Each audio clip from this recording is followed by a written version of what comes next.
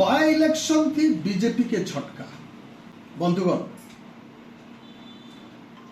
इ भितरे जे निर्वाचन फलाफल आसी बाय इलेक्शन रो फलाफल आसी सेथिरे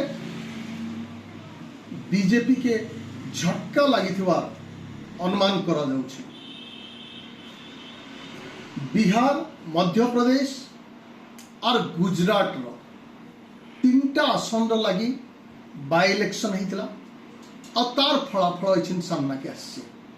मध्य प्रदेश रे कांग्रेस रो शासन चली कांग्रेस प्रार्थी आगे आसन कांग्रेस प्रार्थी ही जीतिचन जदि भी 6016टा भोट रे से जीतिचन घनश्याम सिंह कांग्रेस प्रार्थी विजय हासिल करिचन किंतु गुजरात रे बीजेपी सरकार राज्य रे चलीथिला बिलकी बीजेपी प्रार्थी सतीश गोविंद भाई पटेल बाजीमात करिछन किंतु बिहार आड़ के आसुन देखमा बिहार रो बांकीपुर आसन इने जन स्वराज पार्टी रो प्रतिष्ठाता बाजीमात करिछन।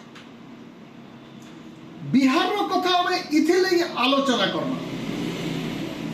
बिहार रे वर्तमान डबल इंजिन सरकार चली सेंटर रे रही बीजेपी राज्य रे भी रही बीजेपी किंतु इने बीजेपी प्रार्थी शोचनीय भावे परास्त होचन सबुठानु बड़ दिगटा सेटा और सेथिर लगी एचिन राजनीतिक महल रे कहा जाउचे जे जेनजीर आंदोलन प्रभाव इने तार दम देखैछि आउ राज्य रे बीजेपी सरकार चलीथिला बेलके सेंटर रे बीजेपी सरकार चलीथिला बेलके डबल इंजिन सरकार रो दम रहिथिला बेलके बिहार रो बांकीपुर आसन थी बीजेपी बाय इलेक्शन रे हारी जाइछि।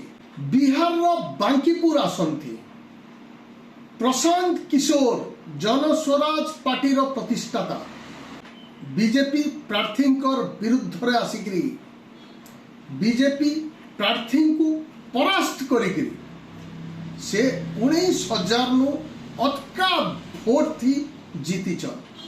बंधुगण इने आउ गोटे दिग उपरे आलोचना करा जाई पारे जेन बांकीपुर रु प्रशांत किशोर जीतिचन से बांकीपुर आसन होचे बीजेपी गढ़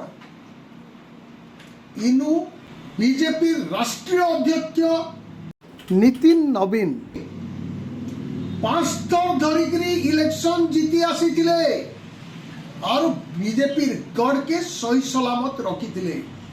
इथर जेतेबेले से राज्यसभा सांसद हेले तापरे ई सीट खाली पड़ीथिला और परवर्ती समय रे जनस्वराज पार्टी रो प्रशांत किशोर जबरदस्त प्रदर्शन करिचन आउ बीजेपी के गोटे विराट झटका देचन बोली हमें कहि पारबा।